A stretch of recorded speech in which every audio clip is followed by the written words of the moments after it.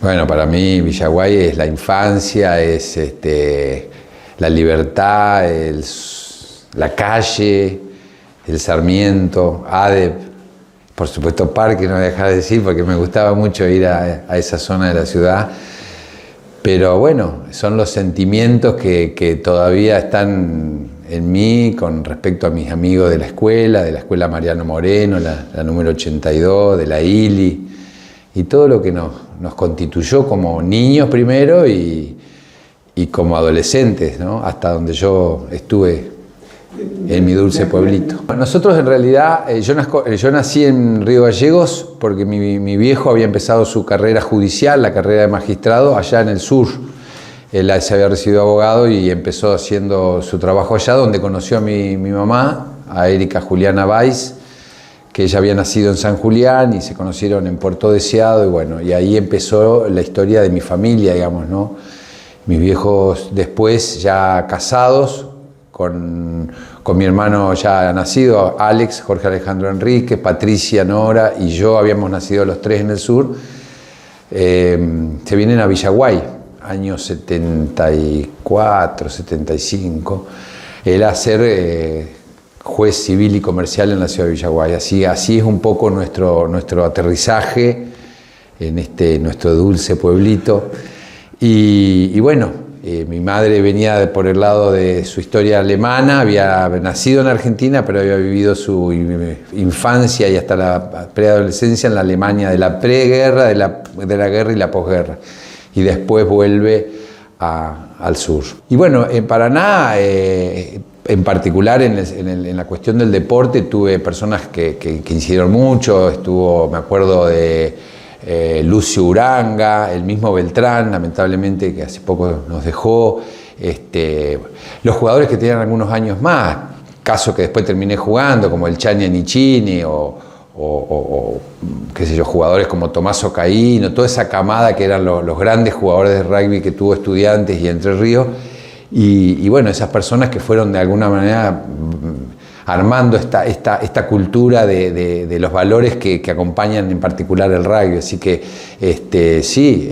personas que fueron incidiendo en esa disciplina, en ese espíritu de grupo, que la verdad es que hay que decirlo, bueno, uno lo lleva hasta en las prácticas hoy, ¿no? Uno deja de jugar, deja de entrar a la cancha, pero esos gestos o esos aprendizajes del compromiso que uno tiene con un equipo, con una camiseta, sigue siendo parte de tus valores, ¿no? Bueno, yo estuve estudiando desde que terminé la secundaria, año 1980, estudié abogacía, pero a la vez trabajaba y hacía deporte y bueno, no terminó de motivarme. Yo siempre tengo el mal chiste que dice que bueno, como que el regreso de la democracia fue tan fuerte en esa época que bueno, no era poca cosa, parece un chiste, pero la libertad con todo lo que implicaba para nosotros que nos criamos durante la dictadura.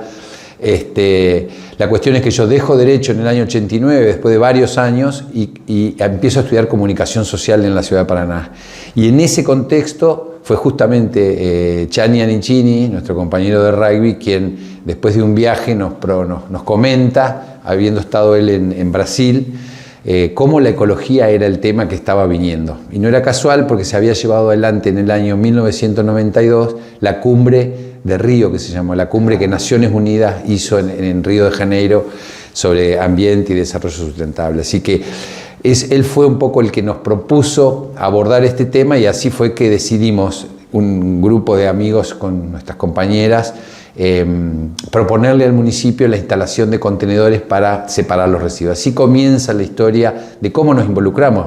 Es bueno que nos pregunte porque normalmente uno piensa que nosotros veníamos del ambientalismo o del ecologismo. En realidad no teníamos antecedentes. Nuestro lugar era la comunicación y la educación, que fue lo que constituyó los primeros pasos de Ecurbano. Bueno, Paraná tiene el tema de la participación ciudadana. Las agendas ambientales tienen como principal desafío lograr que la participación de la comunidad. O sea, si la gente no se para, no hay camino posible, por más que hay tecnologías, hay plantas y demás. Y Paraná, nosotros entendemos y fuimos viendo como que tuvo el auténtico fenómeno de un crecimiento acelerado.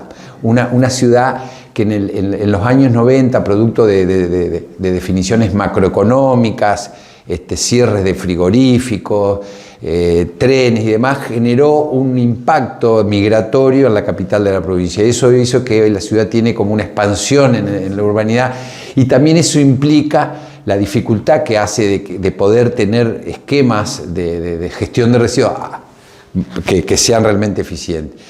Y después, bueno, es raro porque Paraná, hasta que se constituyó el túnel y las conexiones viales, era como una ciudad que era referente en el país por lo limpia y por lo impecable. Algo nos pasó a los paranaenses, y que encima tenemos una ciudad surcada por arroyos que muchas veces son los que nos devuelven la imagen de la poca conciencia ciudadana que tenemos. Entonces, es un desafío, se ha crecido mucho, los gobiernos vienen cada vez entendiendo más la importancia que tiene la agenda socioambiental, porque no es una cuestión solamente del cuidado del ambiente, sino el desafío es cultural, es de participación, es de generar compromiso, generar una cultura de entender de que esos pequeños gestos que pueden ser separar los residuos, cerrar la canilla o apagar la luz, se vuelven indispensables para entender este desafío de cuidar la casa común, el ambiente.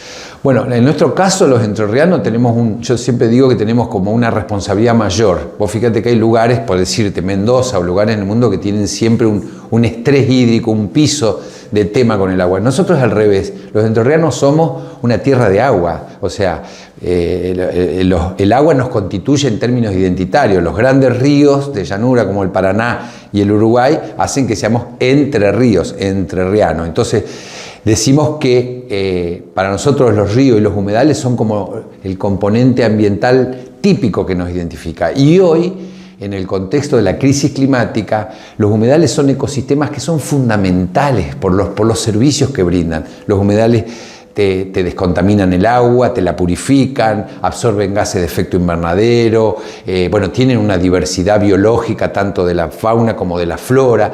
Son realmente ecosistemas que se han vuelto fundamentales para proveerle esas contribuciones a la humanidad, como la naturaleza. Ahora también son muy frágiles.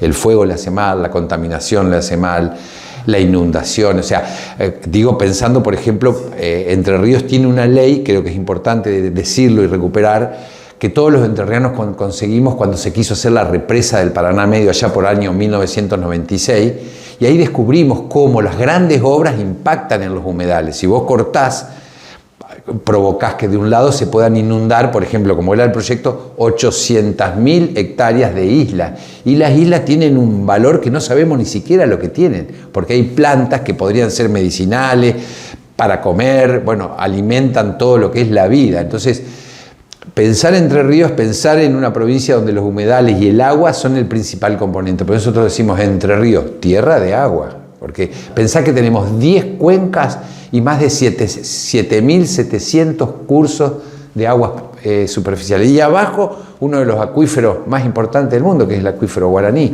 Entonces, para nosotros, como decimos, es una mayor responsabilidad intergeneracional, digamos. Si pensamos en las generaciones futuras, tenemos que ser muy serios cómo nos relacionamos con el agua. Bueno, primero, no hay tiempo que perder con la agenda ambiental en general, y en particular la cuestión de los residuos, la llamada basura, es una de las agendas que se repite en todos los lugares. ¿Por qué?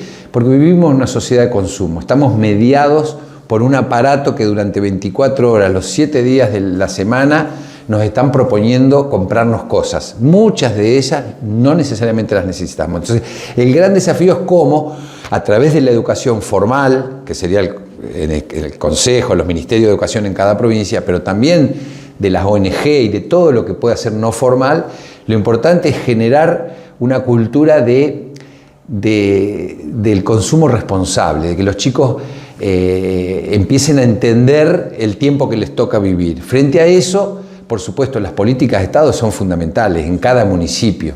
O sea, no puede haber un muy buen sistema de gestión si no hay una participación de cada uno de los vecinos, como decíamos, que en el hábito tiene incorporado ese gesto de la separación. O sea, El desafío del manejo de la basura implica políticas de educación, políticas de promoción de la participación, y hoy hay una tendencia en el mundo muy fuerte que es la llamada economía circular. Cómo a través de políticas, pero también del sector empresario, se logra que lo que antes pensábamos que era basura, lo entendamos que puede ser un recurso, un pedazo de cartón, una lata vieja de durazno o de salsa, el vidrio, el plástico, son materiales que pueden y deben ser reintroducidos en el sistema a través del reciclaje, que sigan teniendo una vida útil y que no sean consumo y tiro y se convierte en basura o en desecho. Este es el gran desafío de época, porque con el aumento de la población en el mundo, hoy somos más de 8.000 millones de personas, y todos consumiendo, ¿hasta cuándo el mundo puede tragarse tanta cantidad de contaminación? Entonces, es una agenda clave. Yo creo que hay que, como vos decís, se necesita asesoramiento, se necesita abordarlo desde la complejidad. No solo se trata, como hace muchos años se hace la recolección y a algún lugar se llevan los residuos, como pasan en un montón de localidades, sino hoy entender que un manejo integral, participativo y sustentable de los residuos puede generar puestos de trabajo, aumenta la cadena de valor del reciclaje, porque cuanto más logramos recuperar residuos, más podemos alimentar la cadena del reciclaje del cartón, del plástico. Y en eso el actor para nosotros desde Ecurbano más importante es el recuperador de residuos, los grupos y cooperativas de esas personas que hacen un trabajo que han sido vistas como casi peligrosas durante muchos años. Hoy a los recuperadores, las cooperativas, se las considera parte de la solución, o sea, son verdaderos profesionales del cuidado ambiental. Y bueno, en eso hemos trabajado mucho y estamos justamente hace varios años laburando con el Estado provincial y los municipios para que justamente se entienda que no es un tema solamente de lo que sería la cuestión química de la contaminación, es un tema de educación, es un tema de inclusión social, es un tema de economía, porque el negocio de la industria del reciclaje es fuertísimo. Vos pensás que los países se disputan el plástico, porque con el plástico vos podés volver a hacer ropa, podés volver a soplar una bolsa, podés volver a hacer una botella, y son como los commodities, las empresas que necesitan proveerse de su materia prima. O sea que es un grave y complejo problema, pero es una gran oportunidad de traccionar inclusión social, trabajo, producción, economía, etc. Ecurbano ha hecho un camino de aprendizajes propios, de experiencia, y hoy sentimos que no hay tiempo que perder. Nosotros decimos que el tiempo es un recurso no renovable. Hoy la crisis del sistema climático, la contaminación, hace que necesitemos cada vez más otras ecurbanos y que los ecurbanos acompañen las políticas públicas, las políticas de Estado. Yo veo en Ecurbano, y estamos trabajando para eso, para por un lado poner en valor todo lo que aprendimos y sobre todo para formar nuevos cuadros que puedan tener jóvenes que puedan asistir, acompañar, asesorar y llevar adelante lo que Ecurbano aprendió, estrategias de educación ambiental, de comunicación, de acompañar y fortalecer actores como puede ser los recuperadores de residuos. Hoy estamos trabajando fuertemente en un movimiento que es nacional, que son los cuidadores de la casa común, que están en 17 provincias, pero que acá en Entre Ríos hay más de 14 localidades con jóvenes, chicas y chicos que están desarrollando capacidades para cuidar. Cuidadores de la casa común se desprende de la encíclica del Papa Francisco, ¿no? Nosotros, que además somos franciscanos de Cannes, en nuestra escuela de Villaguay. Es decir, que Ecurbano estamos poniendo foco en mirarnos, pero no para mirarnos el ombligo, sino para proyectar, como decís vos, pensar los escenarios futuros posibles. Entonces, por ejemplo, nos imaginamos haciendo lo que hacíamos durante muchos años, poniendo el cuerpo en el territorio, pero ahora usando las tecnologías, por ejemplo, formación, capacitación asincrónicas, ¿no? En plataformas que puedan permitir que una docente o equipos de un municipio puedan tomar lo que nosotros aprendimos durante casi 30 años.